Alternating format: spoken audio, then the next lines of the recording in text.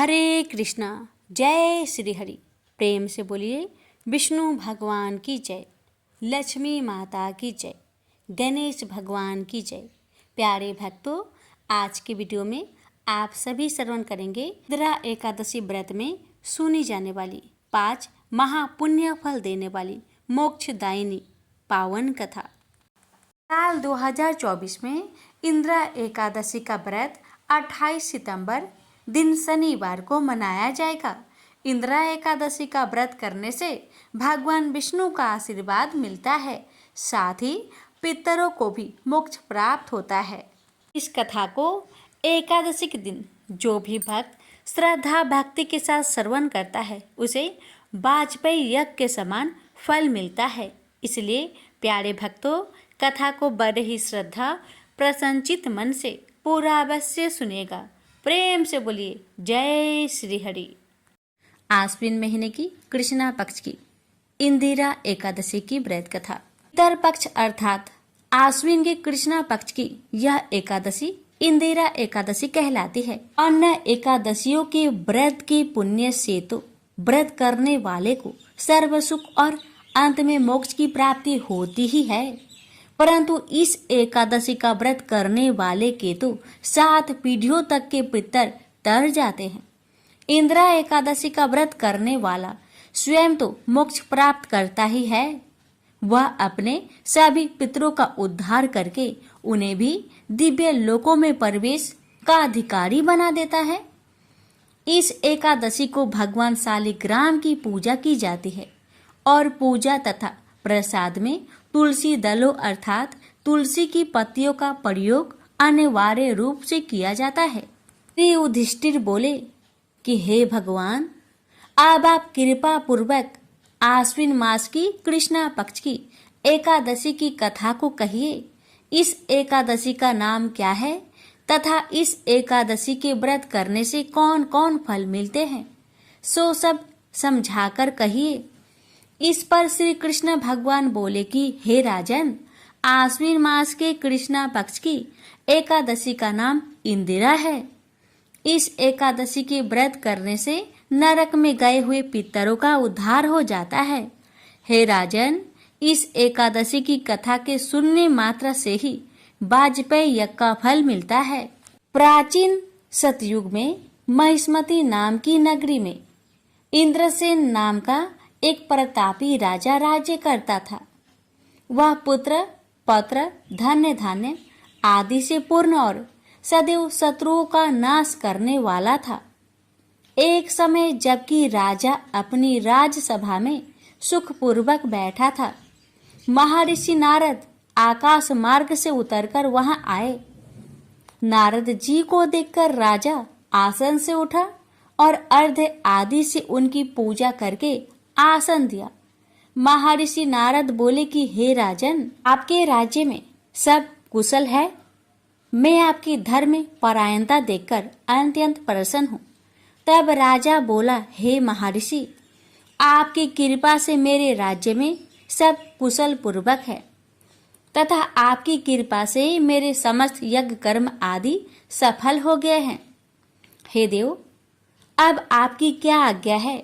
इस पर नारद जी बोले कि हे राजन, मुझे एक महान आश्चर्य हो रहा है कि एक समय जब मैं ब्रह्मलोक से यमलोक को गया था, उस समय यमराज की सभा के मध्य में तुम्हारे पिता को बैठे देखा। तुम्हारे पिता महान ज्ञानी, दानी तथा धर्मात्मा थे। वह एकादशी के व्रत के बिगड़ जाने से यमलोक को गए हैं। तुम्हारे पिता ने मुझसे तुम्हारे लिए एक समाचार भेजा है कि आप मेरे पुत्र के पास जाए। मेरे पुत्र का नाम इंद्रसेन है, जो कि महिष्मती नाम की नगरी में राज्य करता है। मुझे किसी पूर्व जन्म के बुरे कर्म के कारण ही यह लोक मिला है।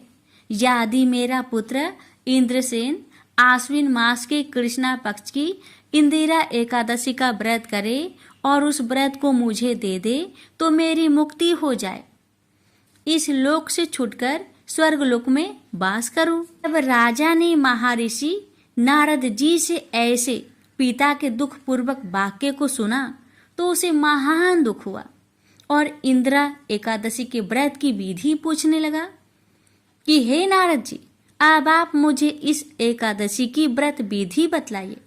इस पर नारद जी बोले कि हे राजन, आश्विन मास की कृष्णा पक्ष की 10वीं के दिन प्रातःकाल श्रद्धा सहित स्नान करना चाहिए। इसके पश्चात दोपहर को भी स्नान करना चाहिए। उस समय जल से निकलकर श्रद्धा पूर्वक पितरों का श्राद्ध करे और उस दिन एक समय भोजन करे और रात्रि को पृथ्वी पर शयन करे। इसके दूसरे दिन अर्थात एकादशी के दिन प्रातःकाल दातुन करे और स्नान करे। उसके पश्चात भक्ति पूर्वक व्रत को धारण करे और कहना चाहिए कि मैं आज निराहार रहूंगा और समस्त भोगों को त्याग दूंगा।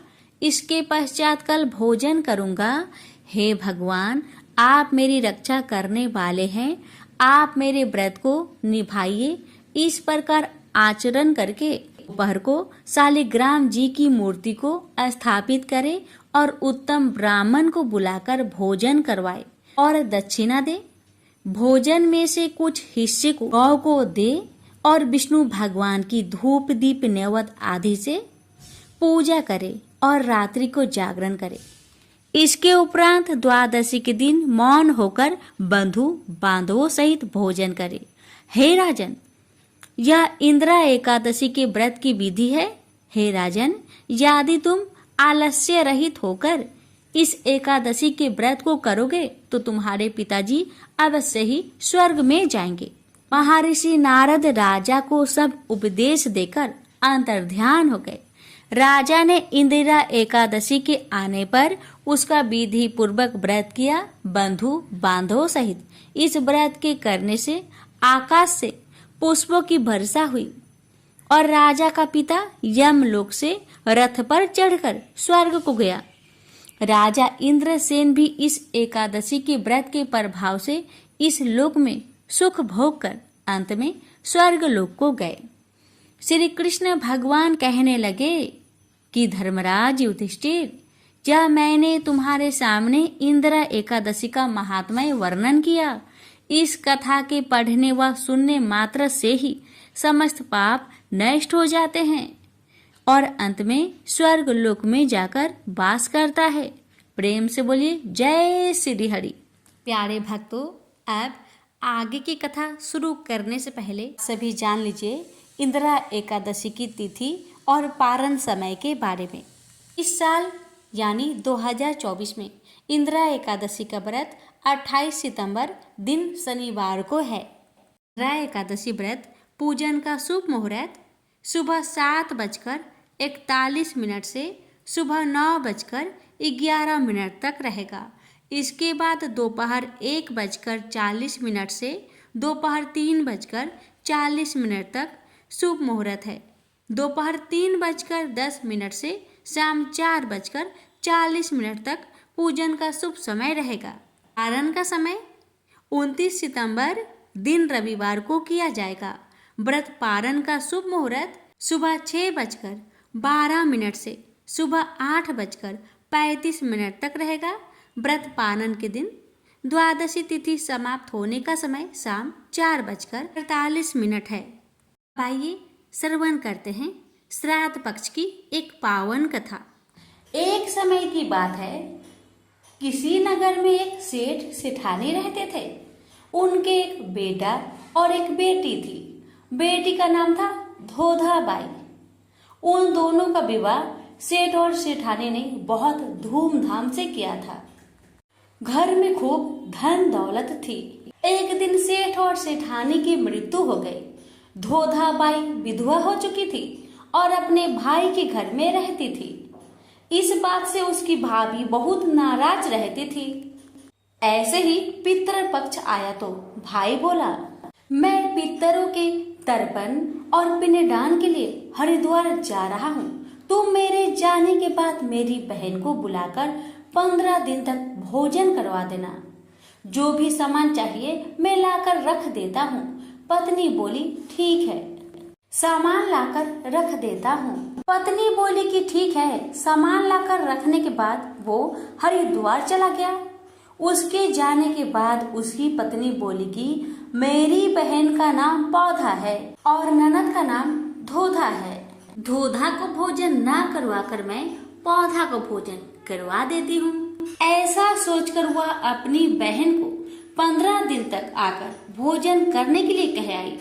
अपनी बहन को खाने के लिए कहने के बाद उसने ननद को घर से बाहर निकाल दिया और बाहर खेत में ननद और उसके बच्चों के लिए झोपड़ी डलवा दी। अपने बच्चों के साथ धोधा भाई झोपड़ी में रहने लगे। सुबह शाम वह धोधा को घर का काम करने के लिए बुला लेती। धोधा भाई के घर जाकर घर का सारा काम कराती थी।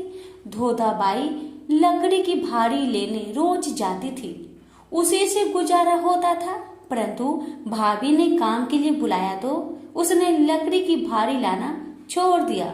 काम के बदले में भाभी बचा खुचा खाना उसे खाने को दे देती थी।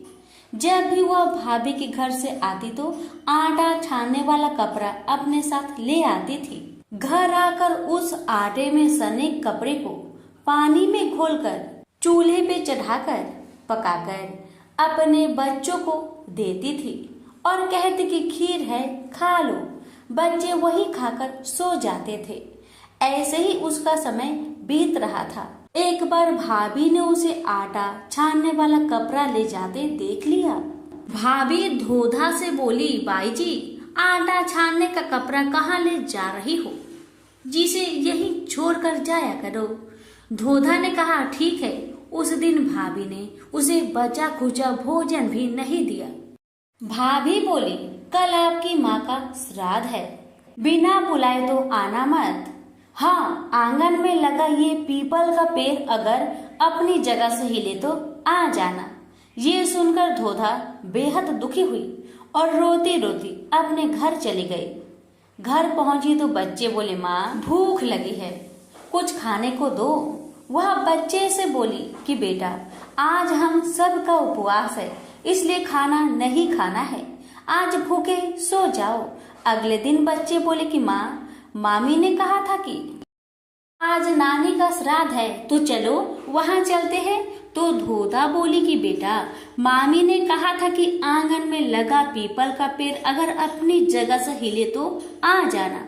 तुम बताओ कभी पेड़ हिलता है?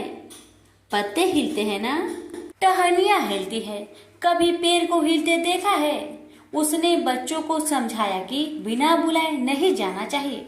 शाम हुई तो उसके भतीजे आए और बोले, बुआ माँ ने भोजन भेजा है। उसने देखा कि भोजन के नाम पर 2 सूखी रोटियों के ऊपर थोड़े से चावल रखे थे। यह देखकर उसे बहुत गुस्सा आया और उसने बच्चों से बोली, इसे झोपड़ी के ऊपर फेंक दो। और वह भूखे ही अपने बच्चों को लेकर सो गई। सारी रात गंगा माँ को याद करती रही और प्रार्थना करती रही कि हे माँ गंगा, मेरे भाई की रक्षा करना, वो हमारी रक्षा करेगा। अगले दिन फिर भाभी आई और बोली, बाई जी कल तुम्हारे पिता का श्राद्ध है, बिना बुलाए मत आना, लेकिन आंगन में लगा पीपल का पेड़ हिले तो आ जाना। अगले दिन भी वो भाभी के घर भोजन के लिए नहीं गई। शाम को फिर उसके भतीजे आए और 2 सूखी रोटियां चावल के साथ दे गए। उसने फिर वह रोटी और चावल झोपड़ी के ऊपर फिकवा दी और भूखे ही बच्चों को लेकर सो गई और सारी रात रोती रही। माँ गंगा से प्रार्थना करती रही कि हे माँ गंगा, मेरी भाई की रक्षा करना, वो हमारी रक्षा करेगा। इस तरह पितृ पक्ष के 16 दिन बीत गए। उसका भाई वापस आया तो उसने देखा उसके घर के आंगन में कीचड़ ही कीचड़ भरा हुआ है। उसने अपनी पत्नी से पूछा कि इतना कीचड़ क्यों है, मेरी बहन और भांजे कहाँ हैं? तो उसकी पत्नी बोली, श्राद्ध के पूरे 16 दिनों तक मैंने तुम्हारी बहन और भांजों के पैर कच्चे दूध से धोए हैं, इसलिए यहाँ कीचड़ हो रहा है। तुम्हारे पीछे से मैंने उनकी खूब सेवा की, खीर पूरी खिलाए, फिर भी वो मुझसे नाराज होकर खेत में झोपड़ी डालकर रह रही है। भाई खेत पर पहुंचा तो वह देखता है कि वहाँ कोई झोपड़ी नहीं थी, वहाँ एक आलीशान महल बना हुआ था, जिसके आंगन में उसके भतीजे खेल रहे थे। उसने जाकर अपनी बहन से पूछा, बहन ये सब क्या है? तब उसने अपने भाई को सारी बात बताई और बोली, भाई जो तुम्हारे आंगन में कीचड़ है वो कच्चे दूध से नहीं बल्कि भाभी के व्यवहार से, जो मैं दिन रात रोती थी उन आंसुओं के पानी से ये कीचड़ हुआ है। माता पिता के श्राद्ध पर भाभी ने कहा, पीपल का पेड़ हिले तो आना, बिना बुलाए मत आना। पीपल का पेड़ हिला नहीं तो हम गए नहीं, और शाम को उन्होंने 2 रोटी और चावल भिजवाए, जिसे मैंने गुस्से में झोपड़ी के ऊपर फेंक दिया था। माता पिता के आशीर्वाद तुम्हारे साथ और गंगा मैया की कृपा से ये सूखी रोटियां सोने और चावल हीरे मोतियों में बदल गए, जिसके प्रभाव से ये सब हुआ है। भाई ने अपनी बहन से अपनी पत्नी की गलती की माफी मांगी। भाई ने धोधा बाई से घर लौटकर चलने को कहा तो धोधा बोली, भाई गंगा मैया ने तुम्हारी रक्षा की, तुम हमारी रक्षा करोगे, लेकिन अब हम यही रहेंगे। ये सुनकर भाई ने अपने माता पिता को याद किया और बोला, मेरे पितरों ने जैसी मेरी बहन और भांजों की रक्षा की, उनके दुख काटे, वैसे सबके काटना, सबकी रक्षा करना। कहानी को कहने वाले, सुनने वाले और हुक्कार भरने वाले सब पर कृपा करना। बोलिए पितर देव की जय हो। अरे भक्तों, अब आइए श्रवण करते हैं पवित्र गर्भ गीता पाठ। श्री कृष्ण भगवान जी का वचन है कि जो प्राणी इस गर्भ गीता का सद्भावना से विचार मनन करता है सो पुरुष फिर गर्भवास में नहीं आता। अर्जुन कहने लगे, हे कृष्ण भगवान, यह प्राणी जो गर्भ विषय में आता है सो किस दोष के कारण आता है?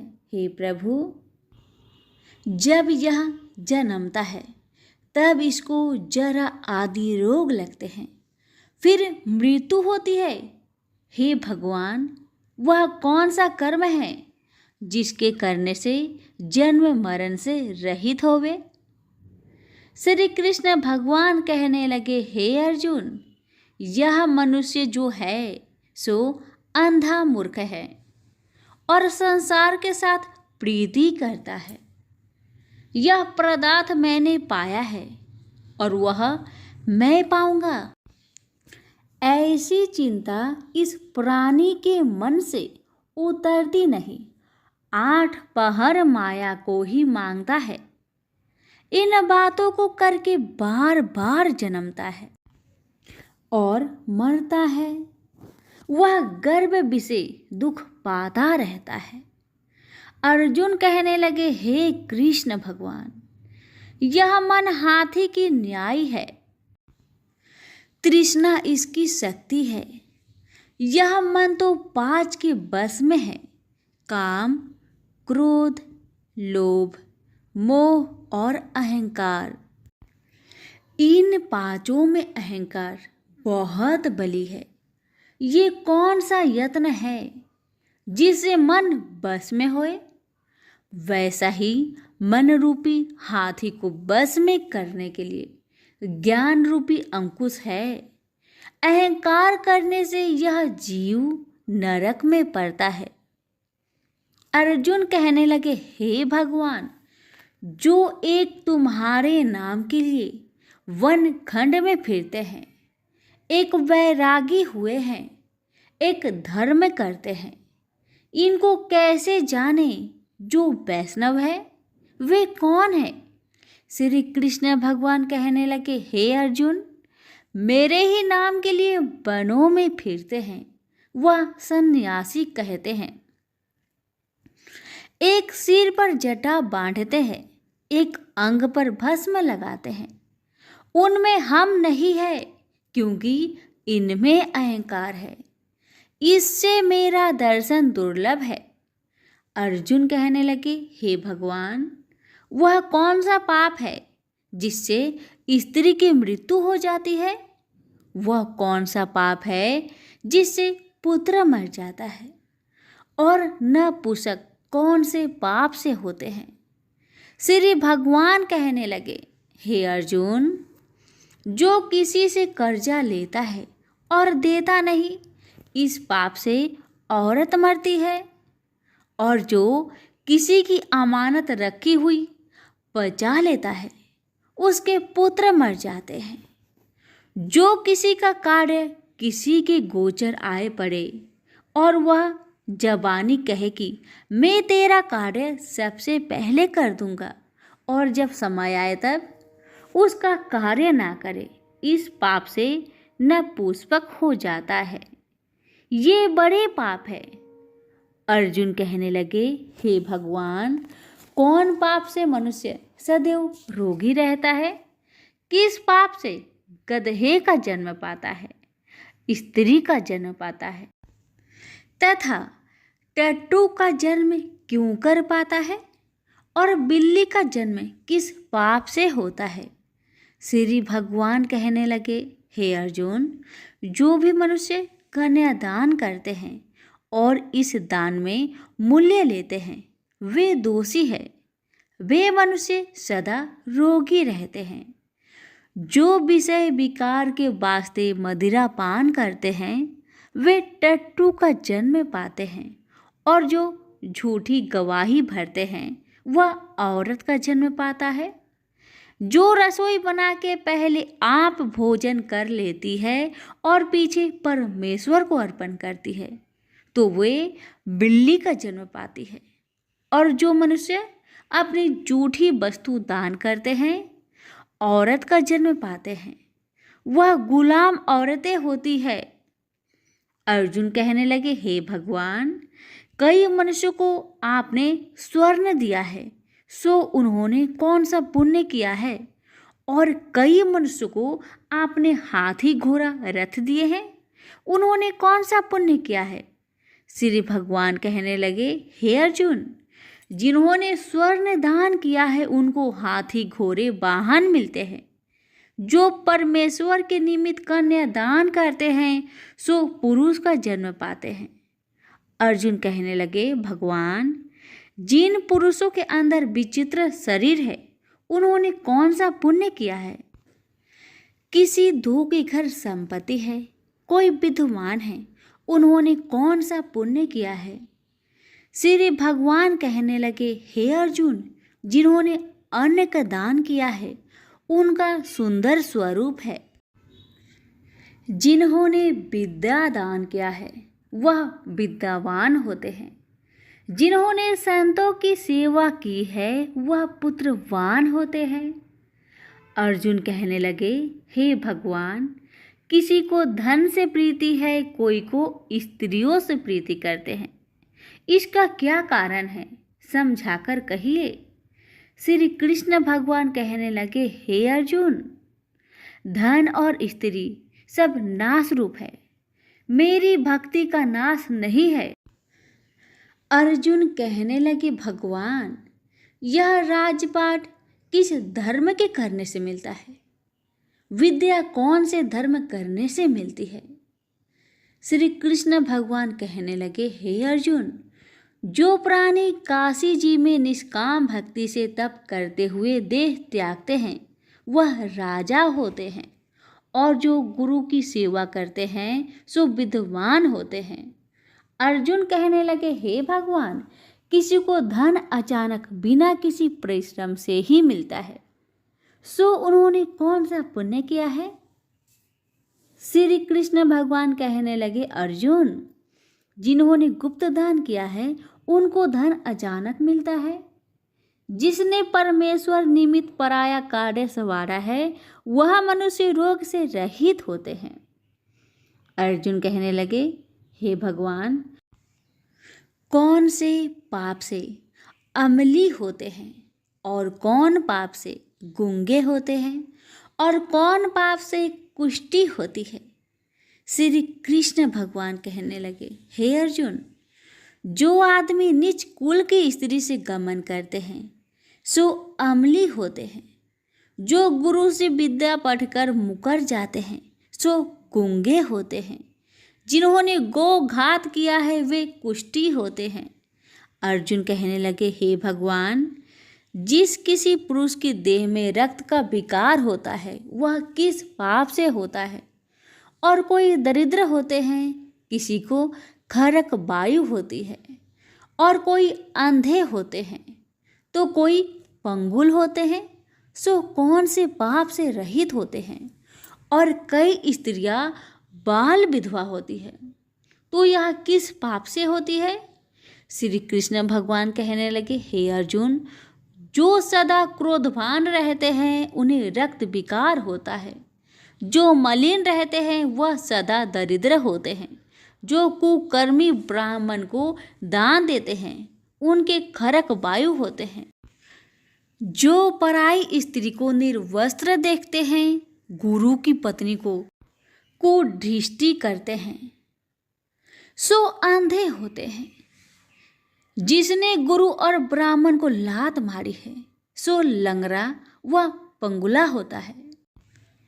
जो औरत अपने पति को छोड़कर पराये पुरुषों से संग करती है सो वह बाल विधवा होती है।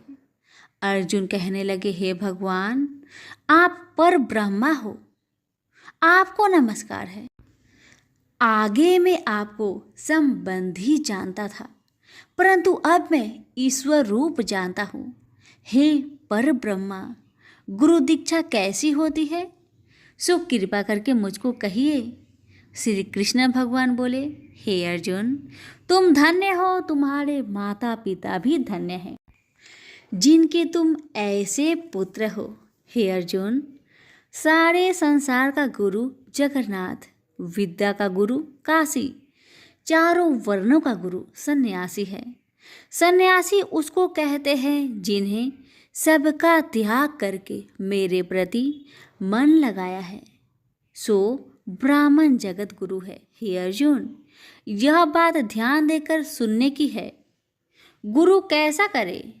जिसने सब इंद्रियां जीती हो, जिसको सब संसार ईश्वरमय नजर आता हो और सब जगत से उदास हो। ऐसा गुरु करे जो परमेश्वर को जानने वाला हो और उस गुरु की पूजा सब तरह से करे। हे अर्जुन, जो गुरु काम भक्त होता है और जो प्राणी गुरु की पूजा सब तरह से करे।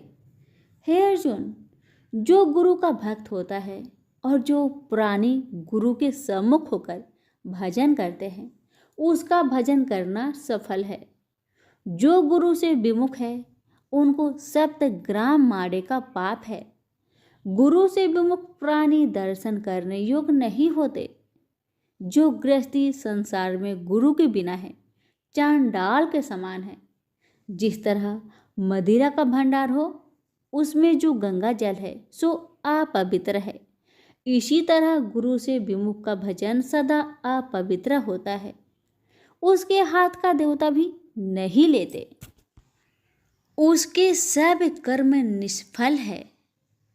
कुकर, शुकर, गंधर्व, काग, ये सब की सब योनियों में बड़ी खोटी योनि है। इन सब से यह मनुष्य खोटा है। जो गुरु नहीं करता, गुरु बिना गति नहीं होती, यह अवश्य नरक को जाएगा। गुरु दीक्षा बिना प्राणी के सब कर्म निष्फल होते हैं। हे अर्जुन, जैसे चारों वर्णों को मेरी भक्ति करना योग है, तैसे गुरुधार के गुरु भक्ति करना योग है। जैसे गंगा नदियों में उत्तम है, सब व्रतों में एकादशी का व्रत श्रेष्ठ है, वैसे ही अर्जुन, शुभ कर्मों में गुरु सेवा उत्तम है। गुरु दीक्षा बिना प्राणी पशु योनि पाता है। जो धर्म भी करता है सो पशु योनि में फल भोगता है, 84 योनियों में भ्रमता रहता है। अर्जुन कहने लगे, हे श्री कृष्ण भगवान, गुरु दीक्षा क्या वस्तु है? कृष्ण भगवान कहने लगे, हे अर्जुन, धन्य जन्म है तेरा जिसने यह प्रश्न किया है, तू धन्य है। गुरु दीक्षा के 2 अक्षर है, हरिओम। इन अक्षरों को गुरु कहता है। यह चारों वर्णों को अपनाना श्रेष्ठ है। हे अर्जुन, जो गुरु की सेवा करता है उस पर मेरी प्रसन्नता है। वह 84 से छूट जाएगा, जन्म मरण से रहित हो, नरक नहीं भोगता। गुरु की सेवा करता है उसको कई अश्वमेघ यज्ञ के पुण्य का फल मिलता है। गुरु की सेवा मेरी सेवा है। हे अर्जुन, हमारे तुम्हारे संवाद को जो पढ़े सो गर्भ के दुख से बचेंगे, 84 कट जाएगी। इसी से इस पाठ का नाम गर्भ गीता है। श्री कृष्ण भगवान जी के मुख से अर्जुन ने श्रवण की है। गुरु दीक्षा लेना उत्तम कर्म है। उसका फल है कि नरक से वह 84 जीव से बचा रहता है। भगवान बहुत प्रसन्न होते हैं। सभी प्रेम से बोलिए श्री कृष्ण भगवान की जय। प्यारे भक्तों, अब आइए श्रवण करते हैं मोक्ष प्रदान करने वाली भागवत पुराण की ये पवित्र कथा। कथा इस प्रकार है। प्राचीन समय की बात है। दक्षिण भारत की तुंगभद्रा नदी के तट पर एक नगर में आत्मदेव नामक एक व्यक्ति रहता था, जो सभी वेदों में पारंगत था। उसकी पत्नी का नाम धुंधली था। धुंधली बहुत ही सुंदर लेकिन स्वभाव से झगड़ालू थी। घर में सब प्रकार का सुख था, लेकिन वह व्यक्ति अपनी पत्नी से तो दुखी था ही, साथ ही उसके कोई संतान का सुख भी नहीं था। वह चिंता में रहता था कि यदि उम्र ढल गई तो फिर संतान का सुख देखने को नहीं मिलेगा। यह सोचकर उसने बड़े दुखी मन से अपने प्राण त्यागने के लिए वन को चला गया। वन में एक तालाब में वह कूदने ही वाला था कि तभी एक सन्यासी ने उसे देखकर उससे पूछा, कहो वृषभवन, तुम्हें ऐसी कौन सी भारी चिंता है जिसके कारण तुम प्राण त्याग रहे हो? आत्मदेव ने कहा, ऋषिवर, मैं संतान के लिए इतना दुखी हो गया हूँ कि मुझे अब अपना जीवन निष्फल लगता है। संतानहीन जीवन को धिक्कार है और मैंने जिस गाय को पाल रखा है वो भी बाज है। यह तो ठीक है, मैं जो पेड़ लगाता हूँ उस पर भी फल फूल नहीं लगते। मैं घर में जो फल लाता हूँ वह भी बहुत जल्दी सड़ जाता है। इन सब बातों से मैं बहुत दुखी हो चुका हूँ। ऐसा कहकर वह व्यक्ति जोर जोर से रोने लगा। वह संत उसकी बात सुनकर उसके ललाट की रेखाएं को देखता है। रेखाओं को देखकर वह कहता है, वृषभवन, कर्म की गति बड़ी प्रबल है, वासना को छोड़ दो। सुनो, मैंने तुम्हारे भाग्य देख लिया है। इस जन्म में तो क्या अगले 7 जन्मों तक तुम्हारे कोई संतान भी किसी प्रकार से नहीं हो सकता।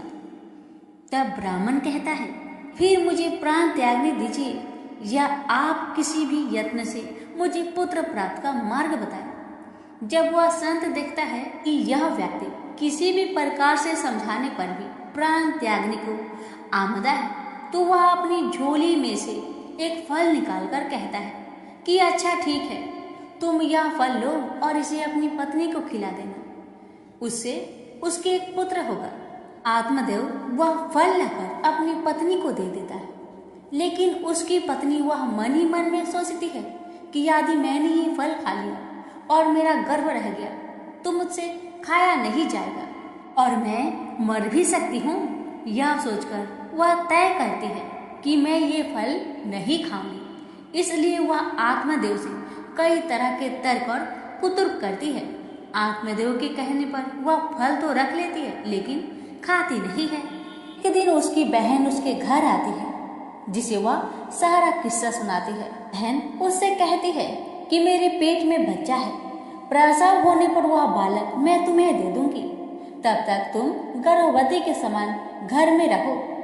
मैं कह दूंगी मेरा बच्चा मर गया और तू ये फल गाय को खिला देना। आत्मदेव की पत्नी ने अपनी बहन की बात मान ली और वैसा ही किया। उस फल को गाय को खिला दिया। समय व्यतीत होने पर उसकी बहन का बच्चा लाकर धुंधली को दे दिया गया। पुत्र हुआ है, यह सुनकर आत्मदेव को बड़ा आनंद हुआ। धुंधली ने अपने बच्चे का नाम धुंधकारी रखा। इसके 3 माह व्यतीत होने के बाद एक दिन आत्मदेव सुबह गाय को चारा डालने गया। उसने देखा कि गाय के पास एक बच्चा है जो कि मनुष्य आकार में है, लेकिन बस उसके कान ही गाय के समान थे। उसे देखकर वह आश्चर्य में पड़ जाता है, हालांकि उसे बड़ा आनंद भी होता है। वह उस बच्चे को उठाकर घर में ले जाता है। उसका नाम वह गोकर्ण रखता है। अब उसके 2 बालक हो जाते हैं, एक धुंधकारी और दूसरा गोकर्ण।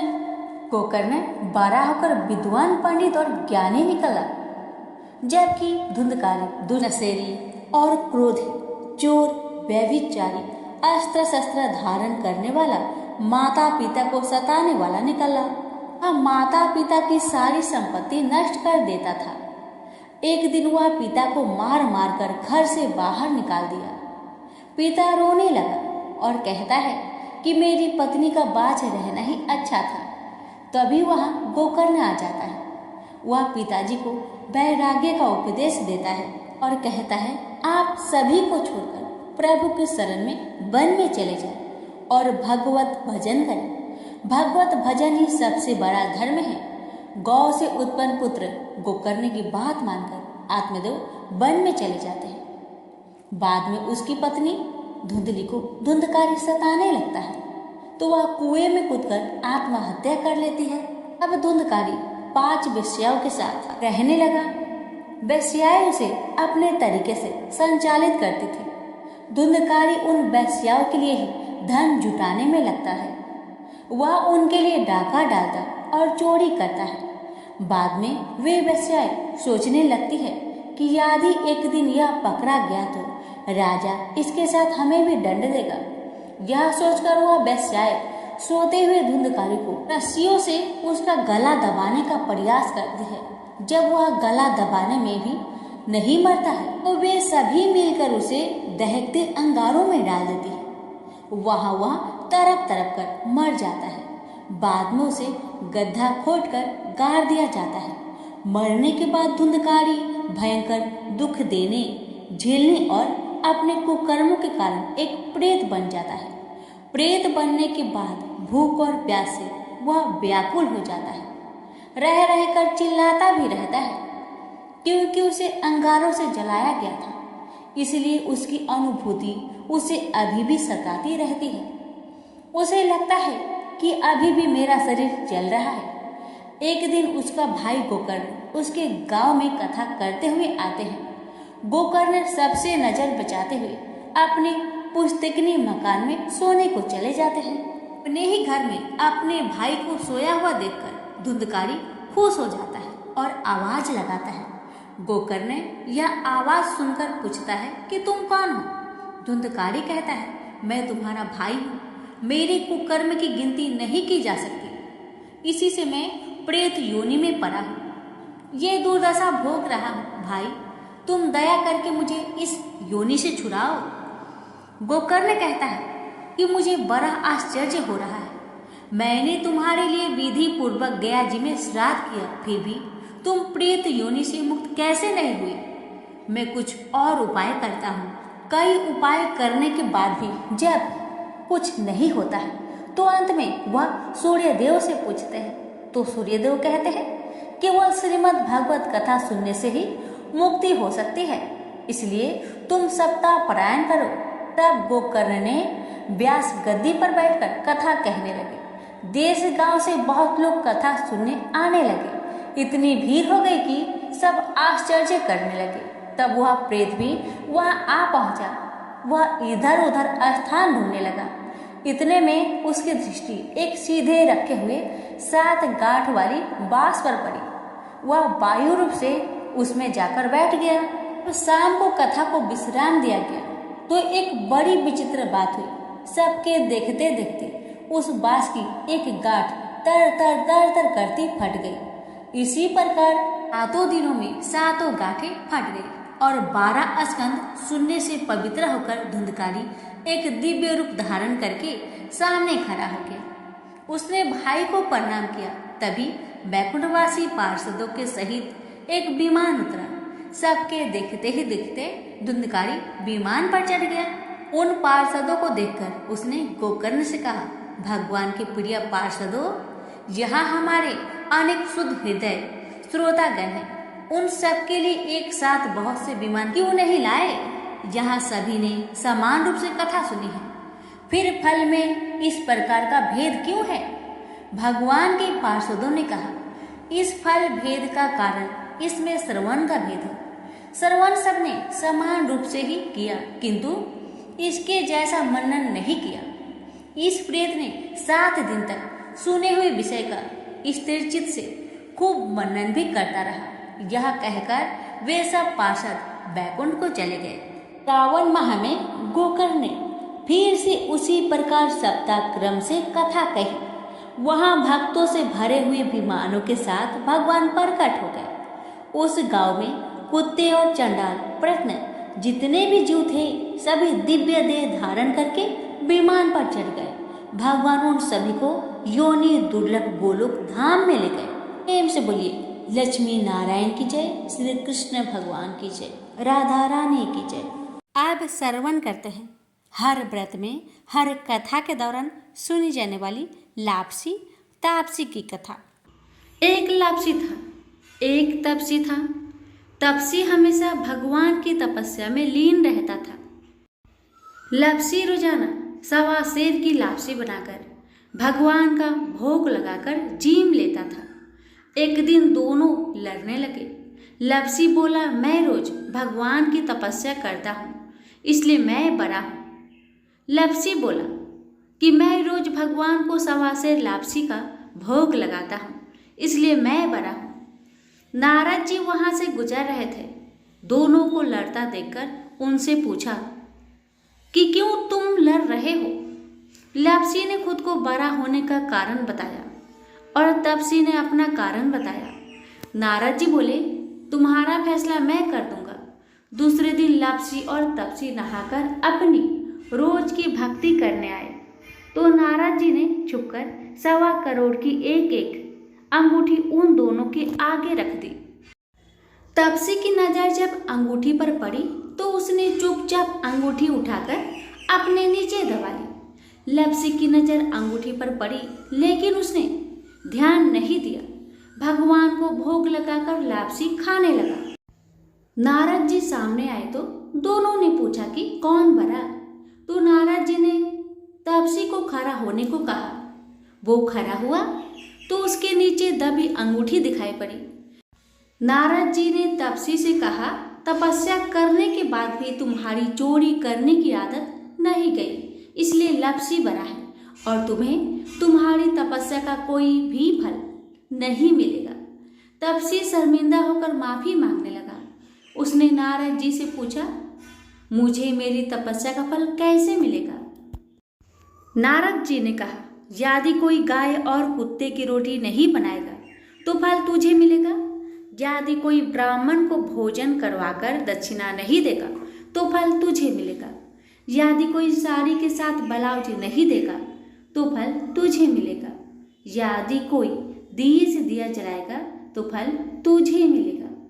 यदि कोई सारी कहानी सुने लेकिन तुम्हारी कहानी नहीं सुने तो फल तुझे मिलेगा।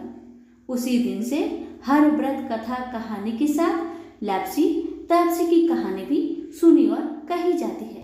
प्रेम से बोलिए लक्ष्मी नारायण की जय।